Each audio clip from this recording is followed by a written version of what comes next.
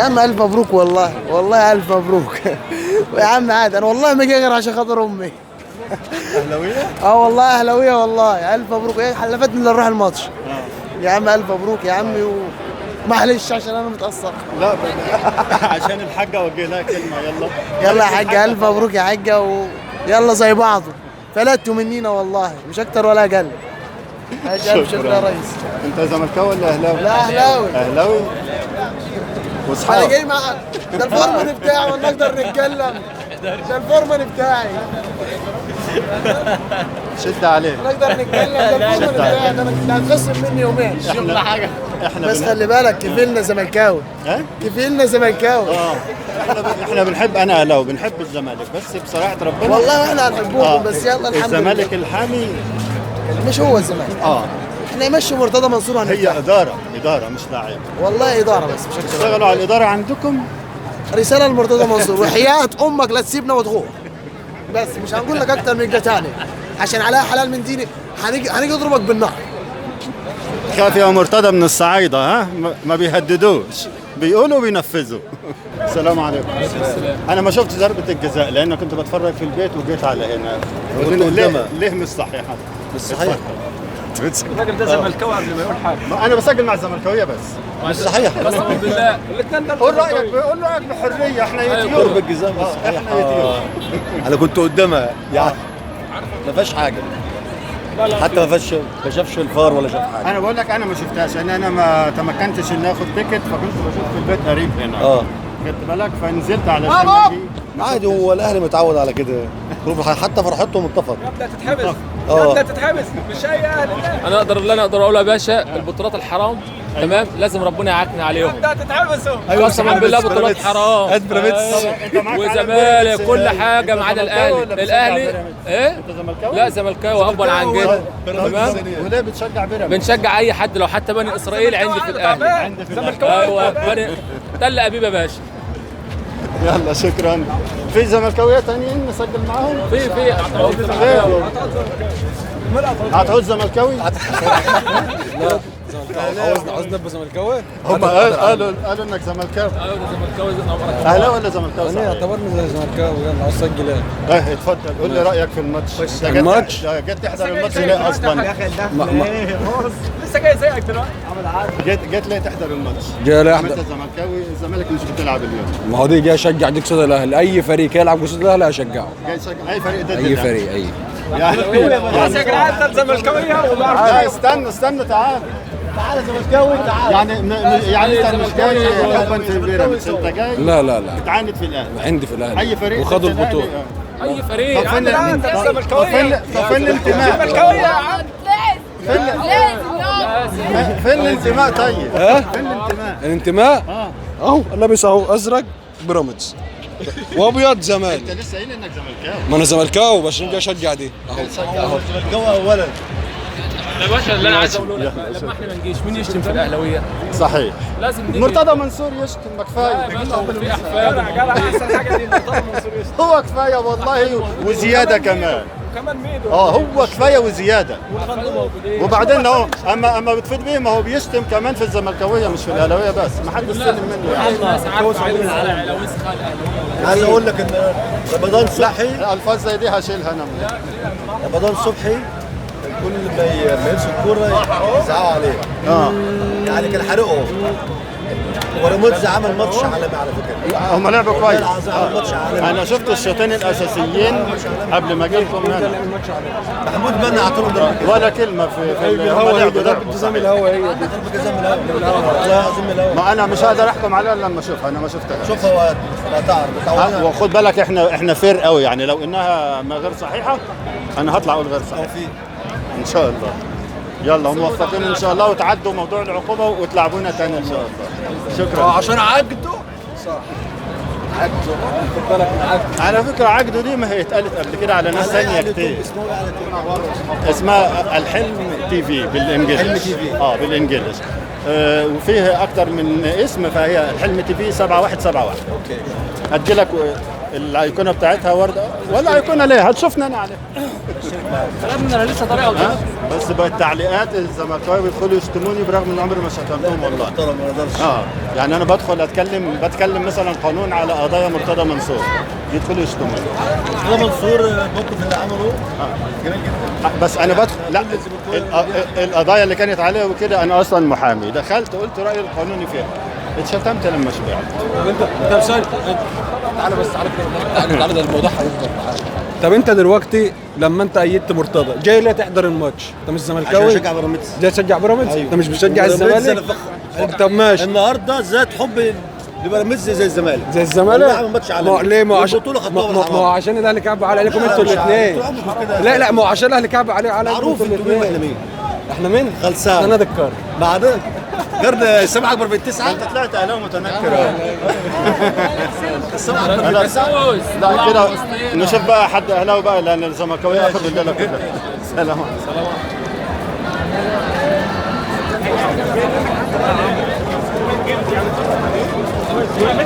السلام عليكم. انا كل ما اجي اسجل مع حد يطلع زملكاوي. لا اهلاوي اكيد اهلاوي. انت كل مش عاجبينك. ما انا جاي لك عشان كده. كل دول اهلاويه متنكرين الزملكاويه النهارده. لا. طيب بس اسالك سؤال بعد اذنك. اتفضل. انا سجلت مع الاخوه الزملكاويه اللي حضروا المباراه بيقولوا ان ضربه الجزاء غير صحيحه.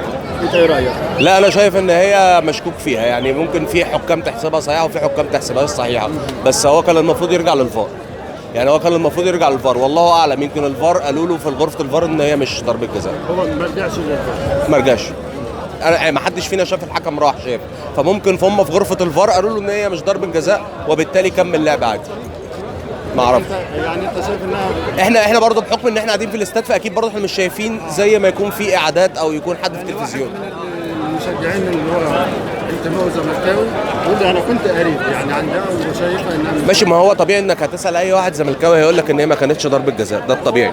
ولكن انا ما اقدرش احكم ان كانت هي ضربه جزاء ولا لا غير لما اشوف الاعداد. ما هو برضه في غرفه فار، وطالما الفار قال ان هي ما فيش ضربه جزاء يبقى خلاص هي مش ضربه جزاء.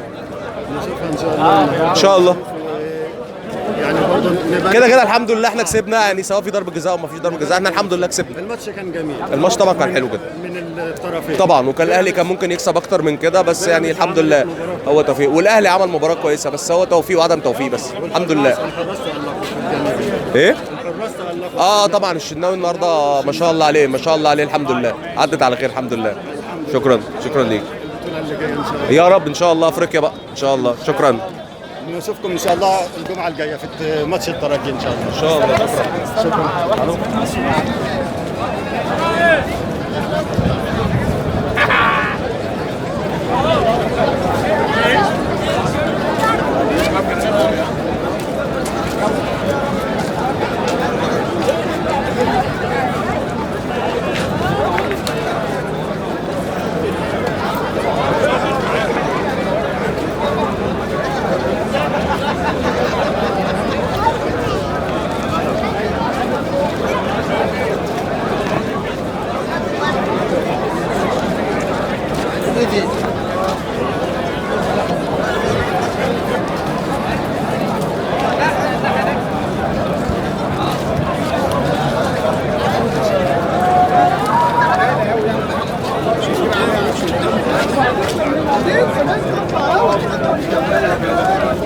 طب انت بتشجع مين؟ الاهلي. ما لقيتش كلر احمر. ما لقيتش احمر الا بس برشلونه.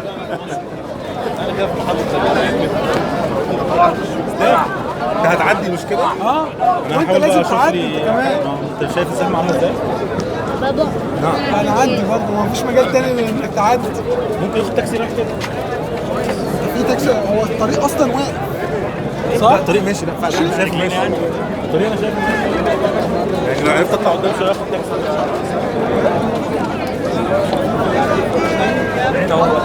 احنا بقينا من اول ما خلصوا الماتش.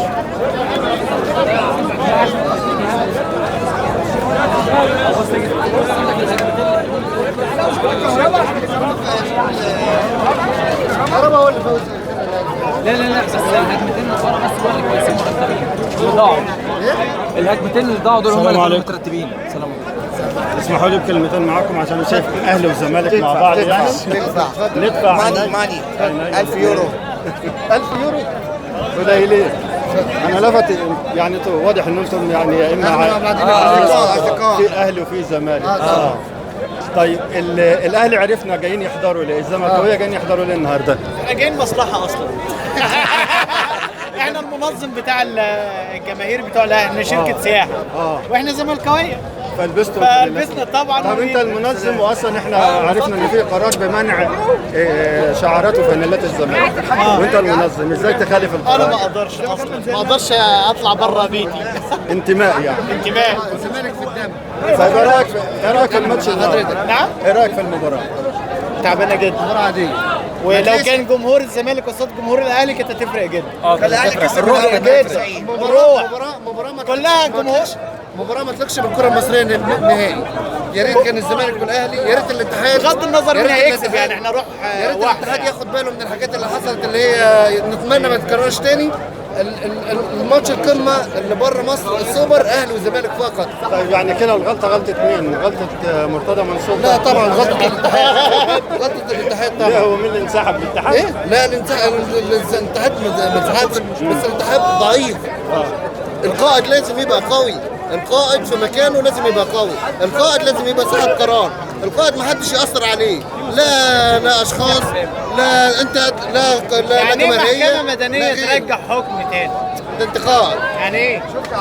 انا مش عايز ادخل في المناقشات لا مش هنخش في مناقشات، بس برضه الزمالك احنا برضه الزمالك احنا كنا عارفين، احنا كنا واقفين مستمتعين مع اصحابنا الاهلاويه ان في روح. طب انا عايز اخد رايك في ضربه الجزاء، لان ما قابلت يعني كل الزملكاويه اللي قابلتهم قالوا راي واحد. انا ما شفتهاش، كنت بشترك انتاك الصراحه. لا هي لا هي ضربه جزاء.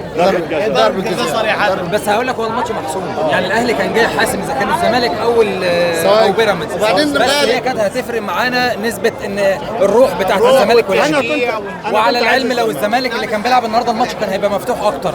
بيراميدز على فكره فريق محترم جدا منظم لاعب كويس، انا قلبي مع رمضان صبحي لانه اتهان بكتير واتحمل كتير النهارده، بس بصراحه الاهلي يعني فريق بطولات، فجاز الثبات بتاع اللعيبه، وان اللعيبه واخده على ضغط، فاللعيبه الجمهور كله كان اهلاوي، فده كان فارق مع الاهلي شويه. التنظيم كان جيد جدا بصراحه، وكنا نتمنى بلاش الخناقات والكلام اللي حصل ده كله عشان الكره المصريه، بس نتمنى ان الزمالك يبقى متواجد المره الجايه ان شاء الله. لا المره الجايه لا، ممكن تنزل عليه عقوبه المره الجايه، بس اللي بعديها بقى ان شاء الله. مش عارف، احنا كنا نتمنى بصراحه، انا بنحب الروح. انا اتمنى ان كان الزمالك بامانه لو كان الزمالك جه فاز او ما فازش انا كنت بشجع بكل روح رياضيه، مع اني اهلاوي صميم، بس بحب ان الكوره تطلع في الاخر منظر يليق بالكره المصريه، يليق بمصر عامه، مشجعين كلك مصريين. كانت في بعض الهفوات من الشتيمه من الجمهور، دي كانت بصراحه كانت مزعلانه انا شخصيا، بس نشكر الله ان الموضوع خلص على خير. الكوره كده بس التعصب لا التعصب لا بلاش. لا في ناس انا نفس اتجاه حضرتك، لو انا اهلاوي الاهلي لما ما بيلعبش وبيكسب انا بزعل. انا معاك بامانه، انا لو مين اخذ الكاس بص ما بتصدقونيش، بس انا كده والله انا عايزك تكسب تبقى لعبت بالظبط. احنا الهجمتين اللي في الاهلي اللي اتعملوا المنظمين اللي هم بتوع رمضان صبحي بتوع كهربا واللي ضاعوا دول اللي كانوا منظمين، انما بعد كده الماتش كله لا، التغييرات ما فرقتش معانا كتير. الشحات كان نازل تحس ان هو متكهرب النهارده. عبد المنعم يعني كان راجل يعني مظبط ورا شويه. ابو الفتوح مش عارف كان ماله، هو ماسك كوره وثابت على الكوره، بس كل الكوره اللي طلع منه مش كويسه، يعني كل الكوره مش ثابته. الشناوي النهارده طلع كام كوره بصراحه فرق مع الاهلي في الموضوع ده، فبصراحه الماتش مجملا مش وحش، بس ككوره لا ما كنتش طرف للاخر. انا كنت اتوقع ان بيراميدز هو اللي يبدا التهديف، وبعد ما جه الهدف هنا قلت في الغالب هو هيعوض، بس الكوره لا ما ظبطتش معاه. فمبروك للاهلي طبعا وفوز مستحق، ونتمنى ان يعمل في البطوله الافريقيه بقى يشرفنا هناك بحيث ان كاس العالم، ونتمنى نشوف الزمالك كمان، مع ان انا محايد اهوت نفسي اشوف الزمالك في كاس العالم. اي نعم مش هيبقى السنه دي ولا اللي بعديها، بس اتمنى بعدين ان نشوفه في كاس العالم. اخر حاجه بالنسبه لي كزملكاوي بقول ادوا الزمالك شويه عدل، ادوا الزمالك شويه عدل. الزمالك مش شايف مكانه في مصر، الدوله كلها بتتجه علشان تخدم نادي واحد. يا ريت يبقى في عدل، عايزين نشوف نفسنا زي قطر، زي الامارات، زي الدول اللي كل الدول. عارف أنا- بص الدوري السعودي، شوف الدوري السعودي، في الدوري السعودي شوف الهلال والاتحاد والنصر، كل الناس واخده حقها. احنا عندنا دوله بتخدم نادي واحد. انا عندنا نفسي دوله اشوف احنا برضه نفس الجانب الاخر بيقول نفس الكلام. انا نفسي اشوف بقى مش الزمالك يعني ياخد حقه، انا نفسي اشوف الزمالك بتاع حسن شحاته وفاروق جعفر. يا ريت، ما لو في عدل يا لا انا فندم عايز هتشوف. اشوف الجيل اللي انا عايزين بحبه عايزين نبقى في عدل عشان لحد نشوف. النهارده بحبه. احنا كاهلاويه ما نفسناش، مش مبسوطين خالص باللي حصل ده، أيوة. ولا مبسوطين بالانسحاب، وكان نفسنا تكون مباراه قمه فعلا ما بين الاهلي والزمالك. وعشان كده انا ببارك للنادي الاهلي وبطلب من لعيبه النادي الاهلي ما تركزش خالص مع المشاكل اللي حصلت، ونركز بس في بطوله افريقيا اللي جايه ان شاء الله، لان ده اللي عودنا عليه النادي الاهلي. احنا كجماهير النادي الاهلي ما بنكتفيش ببطوله واحده، دايما اي بطوله بنشارك فيها هي بطولتنا. فاطالب لعيبه النادي الاهلي تركز في ماتش افريقيا وفي البطوله، وملناش دعوه خالص بالمشاكل اللي حصلت. وعلى فكره البطوله اللي بتبقى الزمالك بيبقى ما فيهاش روح المنافسه قوي على فكره. انا بتمنى ان الزمالك يبقى متواجد على طول. الزمالك فريق محترم جدا، بس هو ناقصه شويه ترتيبات بس، واتمنى ان المدرب اللي معاهم يعمل حاجه المدرب يعمل حاجه والاداره يعني الاداره تديله، بس تديله مساحه ان هو يتحرك. ما اصل بص، اللعيب الاهلي والزمالك ان في ساعات بيخش في صفقات تحدي وخلاص ان انا هاخد اللعيب، وعلى العلم ان ممكن ياخده يبوظ خزائن النادي ويركنه بعد كده او يبيعه او يعيره. فده مش صح على فكره. يعني روح المنافسه كويسه، بس تبقى فير شويه. وعلى فكره التنظيم جيد جدا والملعب رائع. بصراحه في ابو ظبي والامارات عامه جميلة يعني جداً ما بصراحة. نقدرش نقول اي احنا حاجه. كان لنا الشرف بصراحه ان احنا نتمتع ونشوف اخواتنا هنا واشقائنا جمال جدا. شرفتونا جدا والف مبروك للاهلي واخواننا الزملكاويه قبل ما اقول لهم مشيوا. ان لا شاء الله موجودين. نشوف الزمالك قريب. ان شاء الله ان شاء الله. سلام.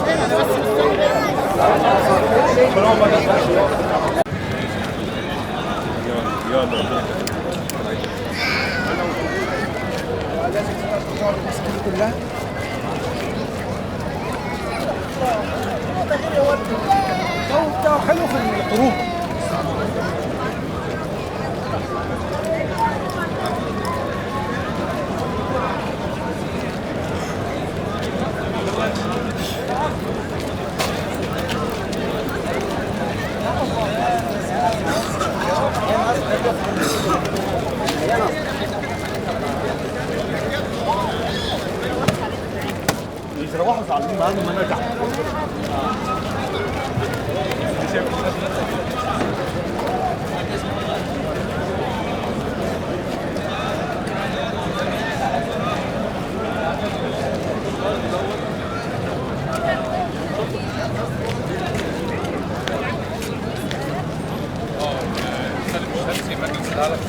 ضغط عليه ما كانش عايز يجي، بس سالم الشمسي اللي بغلط.